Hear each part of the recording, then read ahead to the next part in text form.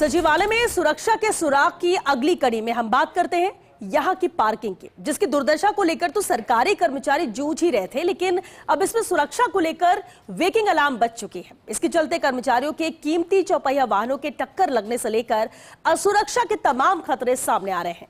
पेश है ये एक्सक्लूसिव रिपोर्ट। सचिवालय में बापू की प्रतिमा के पास भूमिगत पार्किंग में यहां काम करने वाले सरकारी कर्मियों के लिए चौपहिया वाहनों की पार्किंग दुश्वार साबित हो रही है। रेक्सको कंपनी के गार्ड होते हुए भी तकरीबन कर्मचारी खुद की जोखिम पर ही कार पार्किंग के लिए मजबूर हैं। क्या है दुश्वारी? सचिवालय की यह पार्किंग सचिवालय के कर्मचारियों के लिए है, लेकिन यहाँ पर प्रतिनियुक्ति या कार्य व्यवस्था में कार्य कर रहे अधिकारी या कर्मचारी भी गाड़ी पार कर देते हैं। यही नहीं, इसमें भारत सरकार या राजस्थान सरकार लिखी गाड़ियाँ भी धड़ल्ले से पार्क होती हैं, जबकि उनकी पार्किंग के लिए दूसरी जगह है। इन कारणों से सचिवालय मूल के कर्मचारियों और अधिकारियों की गाड़ी पार्किंग के लिए जगह ही नहीं मिलती। यही कारण है कि सचिवालय में प्रवेश करने के साथ ही कई जगहों पर एक के बाद एक गाड़ी पार्क की हुई मिलती रही हैं। वहीं इस पार्किंग में असली समस्या यह भी है कि इसके ड्राइववे में प्रतिबंधित होने के बावजूद गाड़ियां पार्क करके वाहन चालक बेपरवाही से छोड़कर चले जाते हैं। इस कारण अक्सर तेजी से आती गाड़ियों से अन्य गाड़ियों के क्षतिग्रस्त होने की घटनाएं सामने आती रहती हैं। हाल ही में जो वाकया हुआ उस पर बात करें तो 29 मई को हुई ऐसी ही घटना में गृह ग्रुप 10 में कार्यरत SO उपेंद्र की गाड़ी के RJ29 CC 3077 की कार से टक्कर मारकर क्षतिग्रस्त करने का प्रकरण सामने आया। पार्किंग में लगे CCTV फुटेज में यह वाकया कैद हुआ और यह पता चला कि टक्कर मारने वाली कार पटवारी नमो नारायण मीणा की है, जो कि राजस्व ग्रुप 5 में कार्य व्यवस्था में कार्यरत हैं।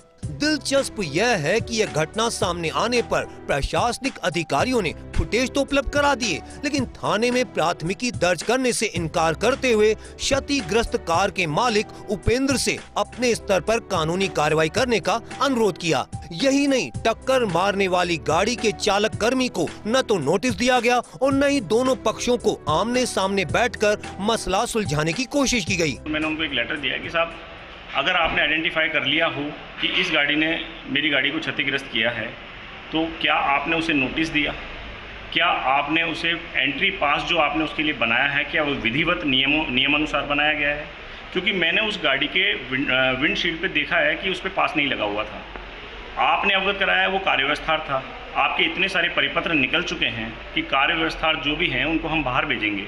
ये बाहर तो नहीं जा रहे हैं, अपितु यहाँ पर घटनाएं इस तरीके की कर रहे हैं कि हम लोग अपनी व्यथा लेके आप लोगों के पास जाते हैं तो आप कहते हैं कि कार्य व्यवस्था बंदा लगाया हुआ है और आप विधिक कार्रवाई अपने स्तर पे करें, हम नहीं करेंगे कुछ। पूर्व में इसी पार्किंग में पानी टपकने और मलबा गिरने की घटनाएं आने के बाद यहां व्यापक स्तर पर काम जारी रहने से जगह जगह रखा सामान मलबा भी रास्ते में रुकावट की वजह बन रहा है और अक्सर टक्कर और कार के क्षतिग्रस्त होने की घटनाएं सामने आती रहती हैं। ऐसे में ये सवाल लाजमी है कि सचिवालय के पार्किंग में खड़ी कर्मचारियों की गाड़ियों की सुरक्षा का रखवाला कौन है और इसकी जिम्मेदारी कौन ले सकता है। कैमरा पर्सन सुरेंद्र के साथ Rituraj Sharma, First India News, Jaipur.